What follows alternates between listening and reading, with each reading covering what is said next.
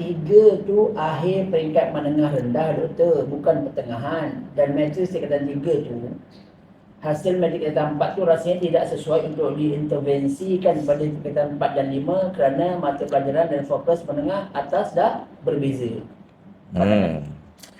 Itu terbaik. Saya pula melihat bahawa tingkatan 3 tu pertengahan sekolah menengah.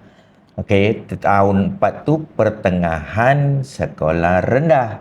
Okey, tapi kalau ada orang memahami itu akhir peringkat rendah, itu tak apa. Itu mungkin boleh di antara kita. Apabila ditiadakan PMR, maknanya tingkatan 3 tu dalam perjalanan sekolah menengahnya dari pertengahan. Okey. Di pertengahan ini apabila kita metrikkan, bukan di pertengahan tu cari pencapaian dia. Di pertengahan tu cari kelemahan yang perlu diatasi. So, di pertengahan itulah yang terbaik untuk melihat kelemahan yang perlu diatasi. Kadang-kadang dikasih, kenapa tak buat permulaan? Permulaan apa dah nampak tau kelemahan. Kalau dimula, baru mula. Tapi kalau kita dah jalan, separuh jalan, kan kita boleh nampak.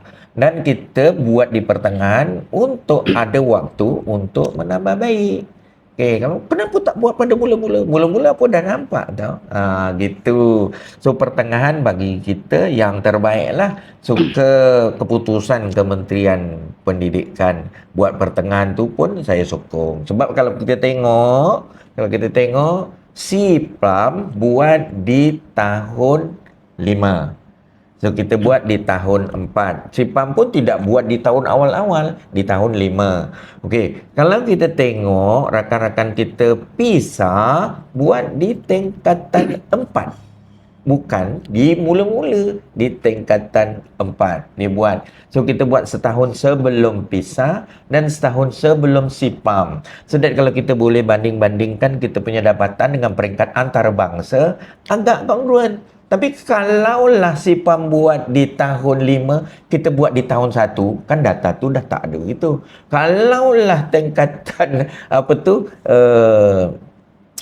PISA buat di tingkatan 4, kita buat di tingkatan 1 pun tak berapa kena. Tapi kalau kita nak banding dengan orang kata threshold apa bahasa Melayu dia?